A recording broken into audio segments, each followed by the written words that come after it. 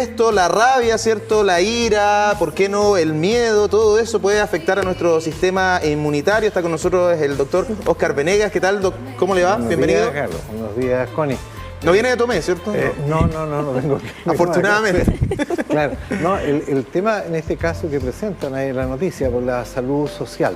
O sea, y eso nos retrotrae a la definición más fundamental de salud que fue planteado por la Organización Mundial de la Salud en la década del 40, ¿no es cierto? Que es el bienestar, el sentirse bien física, psíquica y socialmente, ¿no es cierto? No es solamente la ausencia de enfermedad o una afección, sino que es el sentirse bien, ¿no? En estos tres ámbitos. Y el otro aspecto que se agrega en la década del 90, en armonía con el ambiente vital en el cual, digamos, nos desenvolvemos. O sea, ese es el concepto, digamos, actualmente aceptado en el mundo de salud, es el bienestar. Sí, Doc, es súper interesante porque siempre hablamos o pensamos en la salud desde el punto de vista de la alimentación o de alguna actividad física, pero centrado en uno mismo, ¿cierto? Sin embargo, lo que hoy queremos hacer es extrapolarlo precisamente a aquello, al taco de la Ruta 160, a la movilización de Tomé, al asalto en Talcahuano, claro, a cosas que constantemente estamos escuchando, que estamos mirando y que de una u otra manera también van repercutiendo, eso está comprobado. Claro, nos expresan, por decirlo así, directa o indirectamente, ya sea como noticia, como contexto social, pero también nos pueden estresar directamente, como es el caso de las personas que tienen dificultades para llegar a su trabajo, etcétera, pero también del conglomerado social que provoca, en este caso, el estrés, tomando como ejemplo esto de Penco, ¿no es cierto? También ellos tienen un deterioro en su salud social, por algo están haciéndose presentes en sociedad. O sea, en el fondo, todo influye con todo, o sea, aquí ya dejamos este aspecto más cartesiano de Descartes, ¿no es cierto?, de que la mente y el cuerpo son aspectos que están separados, ¿no es cierto? O sea, lo físico, que es lo más cercano a identificar como enfermedad, ¿no es cierto?, es lo que tenemos como concepto, una herida, por ejemplo, hay un daño físico, ¿ya? Pero esa herida también significa una percepción y una interpretación de nuestro cerebro respecto a ese daño, o porque hay dolor, o porque hay ardor, hay una molestia ahí. Pero también nos va a impedir, perdón, una interacción, ¿ya?, en lo social, porque si yo, soy pianista y tengo una lesión en la luxación de uno de mis dedos, de mi mano, voy a verme dificultado en hacer mi actividad, por ejemplo. Sería súper interesante porque, bueno, el lunes pasado estuvimos en este como primer capítulo de lo que es el sistema inmunitario para las personas mayores, pero hoy día quisimos hablarlo de manera transversal para todas las personas y hoy día poder reconocer que este sistema es una compleja red de células y tejidos que funcionan justamente para poder combatir infecciones, nos hace también querer reconocer principalmente de cómo funciona este sistema. Claro. Cómo logra conectar con cada área, ¿cierto?, de nuestro cuerpo para poder ayudar, ¿verdad?, a hacer que algunas enfermedades sean bien combatidas a través de este sistema, doctor. Claro, el concepto ahí central, Connie, es que es un sistema de adaptación, ¿ya?, que no surge con la especie humana. Esto es arcaico, tiene millones de años, ¿ya?, y tiene un motivo. Uno de sus beneficios es que nos defiende de la agresión de infecciones.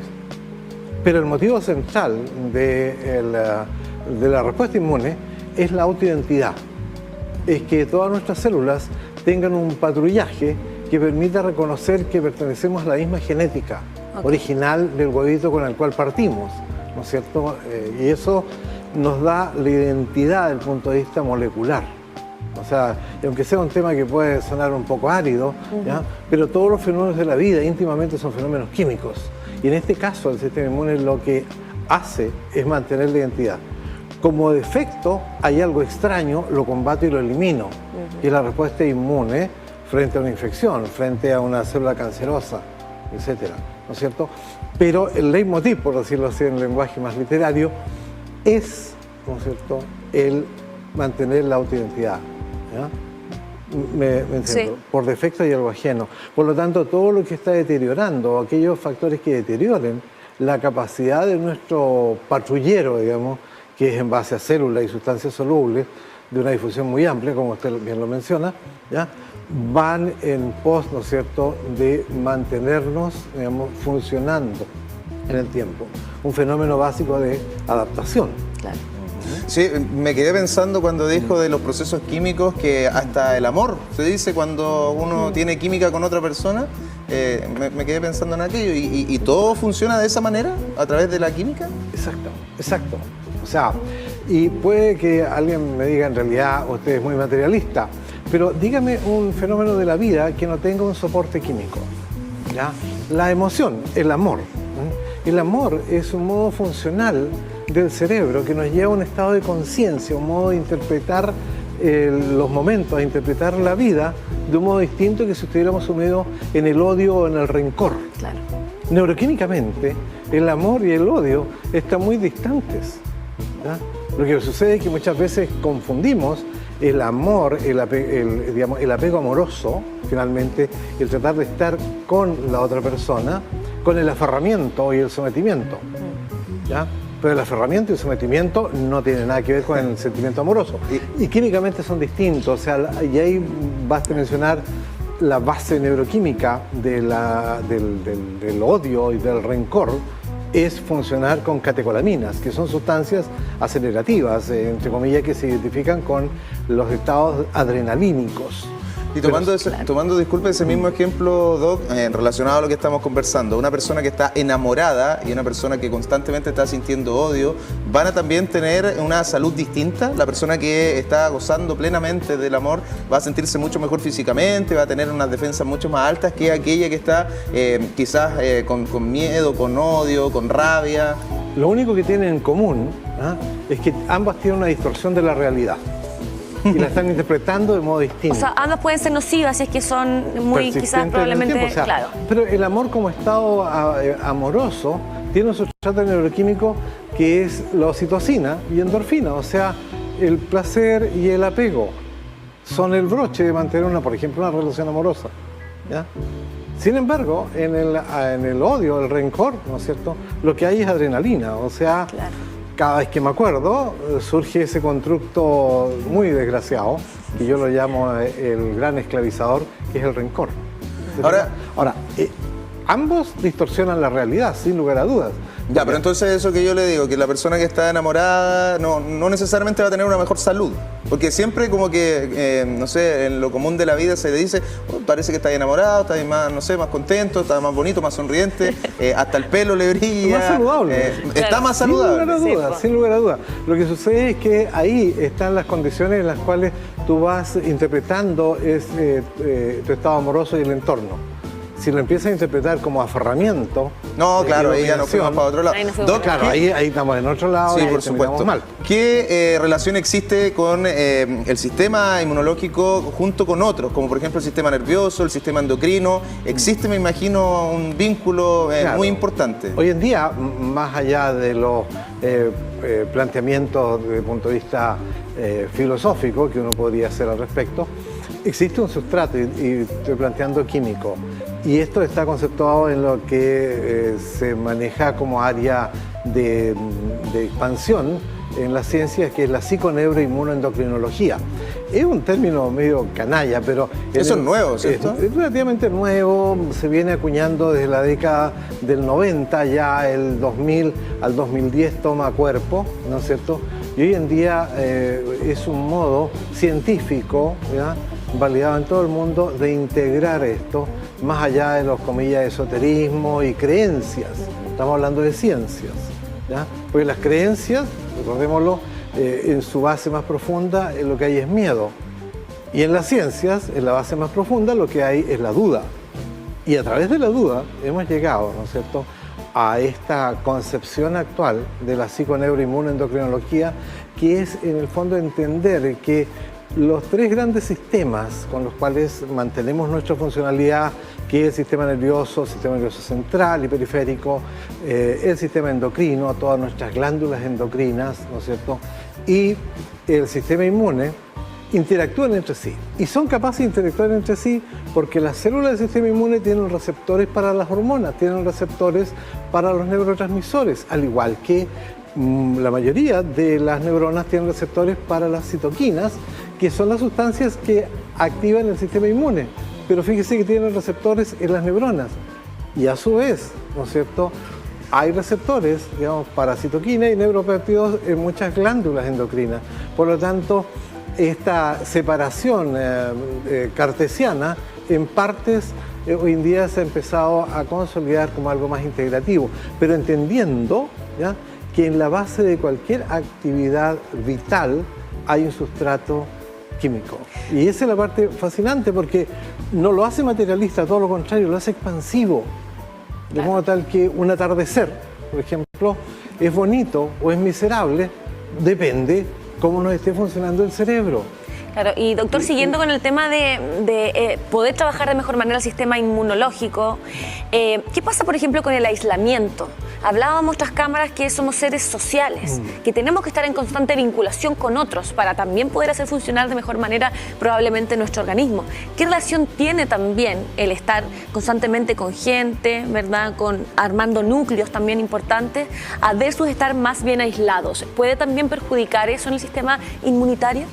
El aislamiento y la soledad no solamente son situaciones que no son humanas, porque básicamente los seres humanos somos animales sociales, ¿no es cierto? Ahí está nuestra raigambre de miles de años, que fueron las tribus, ¿ya? Pero además la soledad y el aislamiento y la sensación de soledad es tremendamente nociva para la salud, ¿ya? Y es nociva fundamentalmente porque esa digamos, aspecto del bienestar social, ¿no es cierto?, no es posible en forma individual, tiene que ser en grupo, tiene que ser en contacto con la otredad, con lo que yo no soy, ¿ya? Y eso pasa, ¿no es cierto?, no por tratar de entender al otro, a la otra persona, sino que primero hacer el pequeño esfuerzo de entenderse a sí mismo, lo cual es un tremendo desafío, ¿no es cierto?, de acuerdo a lo planteado por la filosofía, conócete a ti mismo, es un desafío tremendo, claro, ¿ya?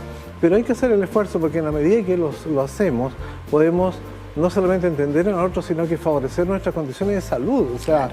Y ese es un tema bien interesante que tiene que ver hoy en día incluso en los aspectos sociales que estamos viviendo en este país. Esta situación de intolerancia, ¿ya?, o de engreimiento, ¿ya?, en mi verdad. Claro. Es nocivo y no es saludable en la salud social de nuestro país. Y ese es un aspecto que va a impactar e impacta en la salud física, ¿ya?, y en la salud mental.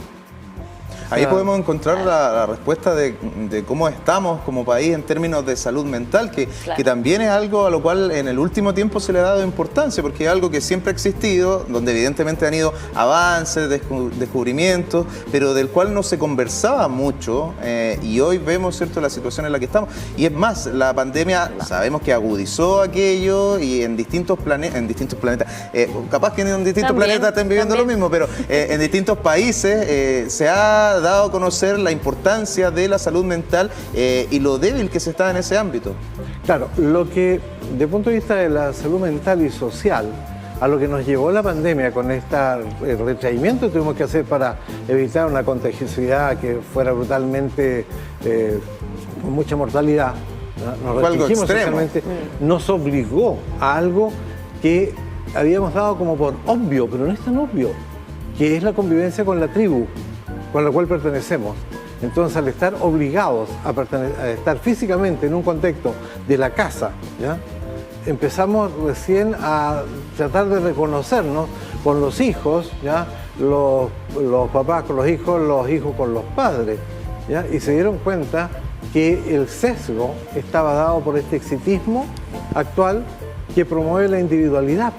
Bueno, pero quizás el problema quizás también fue compartir tanto rato con esas personas, no socializar con otros que uno a veces busca o con otras, ¿cierto? Claro, pero si no hubiese sido por las pantallas, hubiese sido distinto a lo mejor, porque también ahí se armaron carretes grupales, conversaciones. Por supuesto, porque el impulso de lo social va a estar siempre. Pero digo, lo que hizo en evidencia es la pobreza de nuestra convivencia con los más cercanos. Familiar. Claro. Y uno lo ve, pues. Las personas van a un restaurante, ¿ya?, y no están conversando. Y por eso la iniciativa de muchos restaurantes de dejar el celular Debería estar prohibido el celular en por favor, cuando coma, converse, interactúe con los que va.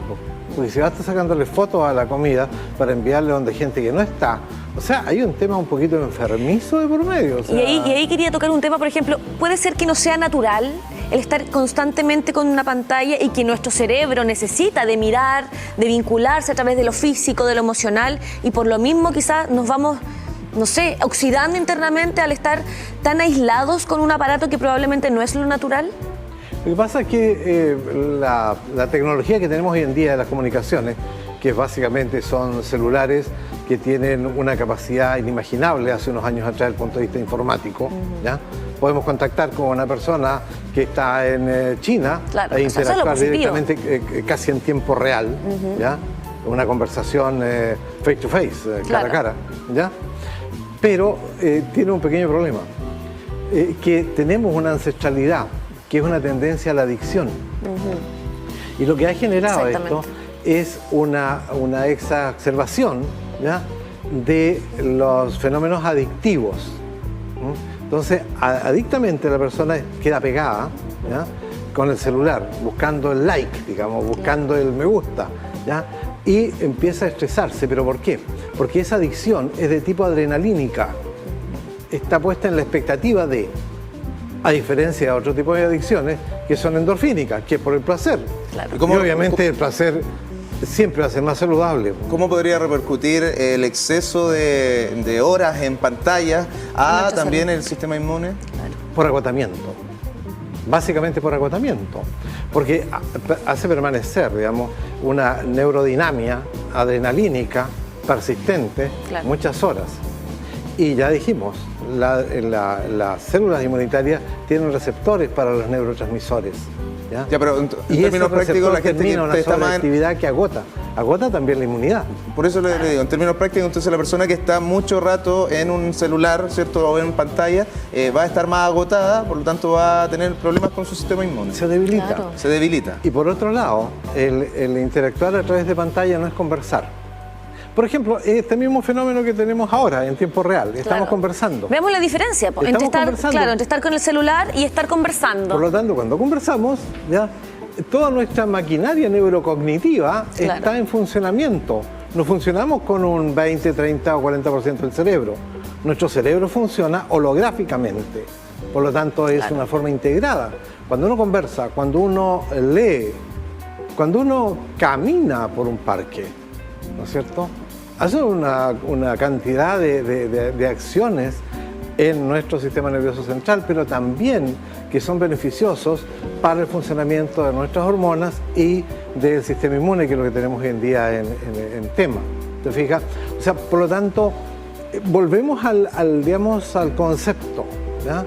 Es el bienestar, la salud es el bienestar físico, psíquico y social, no solamente la ausencia de dolencia o enfermedad, en armonía con el ambiente. La respuesta puede ser más fácil de lo que pensamos, pero ¿cómo hacemos para revertir esto? Porque encuentro que además, por ejemplo, los celulares, las pantallas, el streaming, todo, está afectando también en la calidad de sueño, que o la higiene del sueño, que otro aspecto importante para mantenerse bien con la defensa. Que te agota.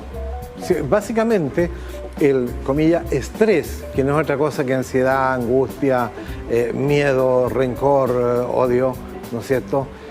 Son condiciones que, persistiendo en el tiempo, te aceleran a tal nivel, ¿ya?, que termina agotándote orgánicamente. Y uno de los órganos, o uno de los sistemas que se agota en la adaptación es el sistema inmune. Claro. Y eso hace que la eficiencia para defendernos de microbios se deteriora. La eficiencia de la inmunovigilancia frente a la aparición de células cancerosas también se deteriora. Por lo tanto, estamos en mucho más riesgo, ¿ya?, de adquirir patologías inflamatorias, infecciosas, o degenerativas y oncológicas en el tiempo. Sí. Doctor, si pudiésemos también comentarle a la gente hoy día acerca de algunas recomendaciones para poder ayudar justamente a nuestro sistema inmunitario a que ande pero perfectamente bien a través de no estresarnos, como hemos ido hablando, no aislarnos a un 100%, no tener esta conexión tan desmedida del celular. ¿Qué otras recomendaciones son importantes aparte? Por ejemplo, hacer ejercicio, de aprender a respirar, ¿verdad? A disfrutar de la vida de manera un poquito más saludable. ¿Qué otras cosas podríamos hoy día comentarle a la gente para así poder ayudar a nuestro sistema inmunitario? Aspecto comprobado, ¿no es cierto? Indudablemente que el soporte alimentario es fundamental.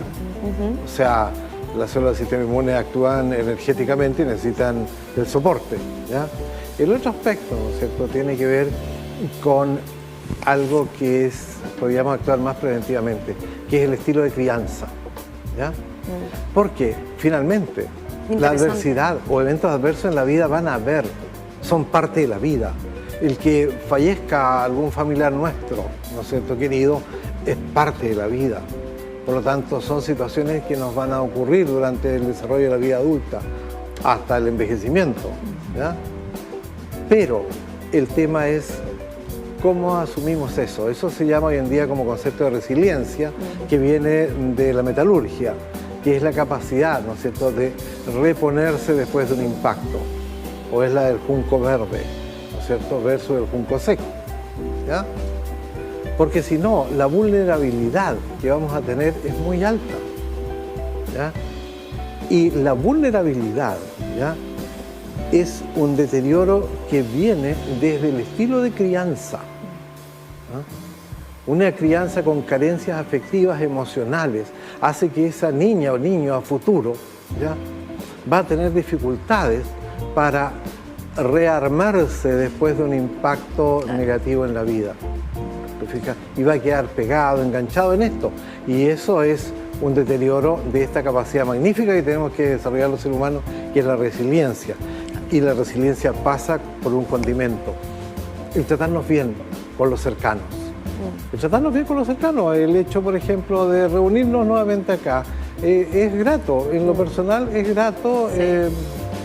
Porque no solamente por el compartir con la teleaudiencia, conceptos de los cuales hemos estado conversando, sino que además es grato por lo que está ocurriendo neuroquímicamente en mi cerebro y en todo mi cuerpo, y espero que también sea en el cuerpo de las personas que están en la teleaudiencia viendo esto.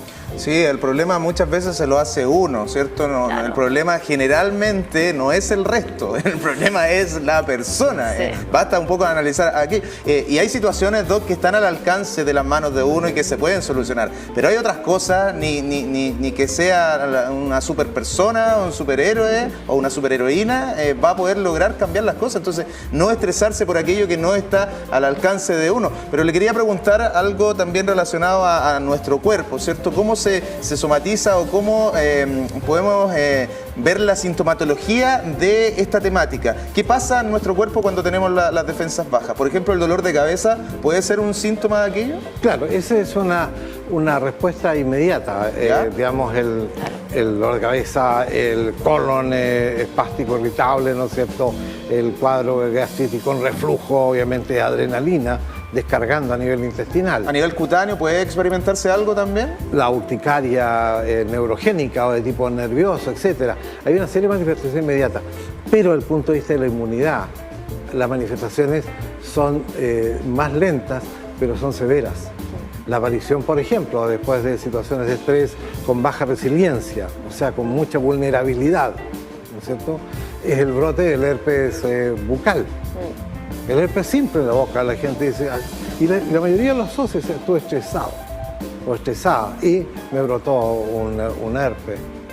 El herpes, en general, la familia de los virus herpes, que son muy temidas, no es el virus el agresivo propiamente tal, es uno el que le da la pasada. Claro. Porque los virus herpes son ampliamente difundidos en la especie humana. Pero cuando bajas tu inmunidad, sobre todo la inmunidad celular, que tiene que ver con eliminar virus, el herpes te ataca y te causa el desastre, úlceras, aftas o el herpes zóster, que es el más temido, que duele muchísimo, además te deja una secuela, si no lo tratas bien, de una neuralgia posherpética que además vuelve a estresarte en forma crónica. Doctor, también consultarle sobre volver a lo natural con respecto a la medicina muchas veces. ¿Qué pasa cuando el uso del antibiótico es demasiado? ¿Qué pasa con nuestro sistema inmunitario? ¿Puede verse afectado químicamente también por algunos componentes de medicamentos que puedan afectar también a nuestro funcionamiento normal de lo que es el cuerpo humano, por ejemplo? Claro, cuando yo me inicié en esta profesión hace ya más de 30 años, ¿no es cierto? La señora Juanita, por hacer un poquito, decía, los microbios bajan las defensas, y uno lo quedaba mirando con desdén, ¿ya? Claro. En los últimos 20 años hemos ido teniendo una consideración especial respecto no a una antibióticofobia, no, sino que al uso adecuado de esta herramienta poderosa que es eliminar una infección bacteriana, claro. O si es antiviral, viral, y si es hongo, antifúngica, ¿ya? Pero el uso recurrente de terapias antibióticas, ¿no es cierto?, genera un problema en la inmunidad. No deteriora las células del sistema inmune en forma directa, sino que eliminamos y deterioramos uno de los principales campos de entrenamiento que tiene el sistema inmune, que es la interacción de las células inmunitarias con los microbios de la microbiota, sobre todo a nivel intestinal. O sea, ¿debería ser un proceso natural el de recuperación? No necesariamente, porque si tengo una persona que está con una meningitis o está con una neumonía, exacto, puedo esperar que evolucione naturalmente, pero se va a secuelar o se puede morir. Claro. O sea, voy a darle antibióticos. O sea, ahí la persona que dice no voy a ir a médico, yo nunca voy al médico. No, eso es peligroso, por cierto, porque esa persona no va a poder objetivar cuál es la cuantía de la severidad de la infección.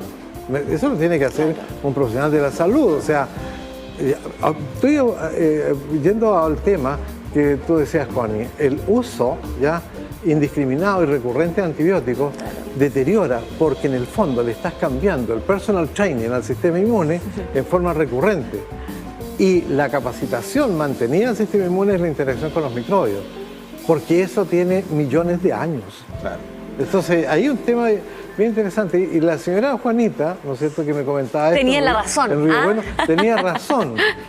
Tenía razón, porque su observación es que sí la gente se debilita. Claro. Oiga, Doc, no quiero dejar pasar, pero me acordé, porque escuchaba a varios amigos y también amigas, sobre todo ya de una edad más de los 30 hacia arriba, que dicen no voy al médico porque siempre me van a encontrar algo. Es como que voy por algo, claro, y finalmente salgo con otra cosa, con alguna dolencia, con un problema que no salía, me van a mandar a hacer exámenes. A veces eso igual está relacionado quizás con el ámbito económico, pero ¿qué pasa con esas personas que tienen miedo, no sé si miedo, pero no quieren, son reticentes a ir al médico porque le pueden encontrar otra cosa? Mi papá dice, el que busca siempre encuentra. ¿Para qué va a ir? Seguro que le van a encontrar algo, mejor no vayas. O sea, un aspecto fundamental en la gestión de la acción médica de atención directa, digamos, el médico de consulta o el médico en el consultorio, en CEFAM, ¿no es cierto?, es el motivo de consulta. Y la pregunta central que debiera abrir un diálogo la debe hacer el médico en el sentido, ¿qué lo motiva a estar acá? ¿Por qué vino? ¿Ya? Y de ahí parte la matriz. No es porque el médico se le esté ocurriendo qué enfermedad le voy a achacar, no, sino que el tema es cuál es el motivo que usted tiene para ir a consultar esa o ese profesional de la salud, que es médico. Claro. ¿Te fijas? Porque si no tiene claro, y va a ir al médico porque yo supongo que, o podría ser una serie de dudas, tal vez sería mejor que consultara a un psicólogo o una psicóloga, claro, que le orientara más acerca de sus índices de satisfacciones, que puede estar deteriorado. Claro. Bueno, precisamente vamos a tener a una psicóloga en un ratito para seguir conversando de este tema de las emociones, el sistema inmune y cómo nos afecta, algo que al menos yo me quedo, Doc, con todo lo que dijo, que es el aspecto social, ¿cierto? Cómo las relaciones interpersonales afectan, cómo la congestión vehicular puede afectar, algún momento también de tristeza, como el fallecimiento de un ser querido, qué sé yo. Todo está conectado y de una u otra manera va a repercutir en nuestra salud. Y entrenarnos en el autoconocimiento y sin tener que entrar a una complejidad mayor, sencillamente la meditación como un acto muy pequeño, puede ser precario, pero dése un tiempo en el día para hacer una acción meditativa de usted mismo o usted misma. Algo tan simple como eso, pero sin enjuiciarse. O sea, como yo le digo a los pacientes, no use látigo ni use clavos, sino que sencillamente haga una reflexión, ¿ya? Una meditación acerca de usted mismo, que eso, mantenido diariamente, hecho diariamente al menos una vez al día, ¿ya? Puede ser al momento de dormir, ¿ya? O al momento de iniciar en la mañana, ¿no es cierto? Puede ser bastante más saludable en términos de equilibrar aspectos que tienen que ver con la mente, ¿ya? Que es el producto de la actualización de lo que sucede neuroquímicamente en nuestro cerebro, con el derrame de esto en nuestro cuerpo. O sea, y eso no significa que voy a entrar a una, digamos, a una secta o algo. Es algo muy sencillo que cualquier persona, desde jóvenes, ¿no es cierto?, hasta ya los más adultos, adultos mayores, podemos efectuar de forma diaria. O sea, la invitación es un aspecto que es saludable, es la meditación, sin entrar en actos meditativos complejos, sino que meditar acerca de sus circunstancias. Bueno, puede ser esa una alternativa, como usted decía, el autoconocimiento, ¿cierto? Ir a la playa, ir a un bosque, el conversar quizás con una persona de confianza, hacer deporte, cada uno puede tener su vía de escape para sentirse mejor. Doctor, tiene el sitio web disponible que está en pantalla, es DR, como abreviación de doctor, oscarvenegas.cl, y tenemos también el número de WhatsApp para que le puedan hacer consultas al doc, agendar alguna hora y también, ¿por qué no seguir esta conversación? Claro, alguien que enganchó con esta temática, no, por eso, la puede seguir desarrollando con usted. En el fondo, somos animales sociales, pero esta sociedad la vivimos desde nuestro cuerpo. Doctor, muchísimas gracias, que tenga una excelente semana. Muchas gracias. Lo esperamos pronto por acá. Sí, yo pienso que hay un par de ideas ahí. Sí. Gracias, doctor. Okay. Le agradecemos la oportunidad de nuevamente poder acompañarnos. Sabemos que sus tiempos son súper ajustados, así que agradecidos, agradecidas de esta interesantísima conversación. Nos vemos en una nueva oportunidad. Muchas gracias, doctor. Para llenarnos de energía. Gracias.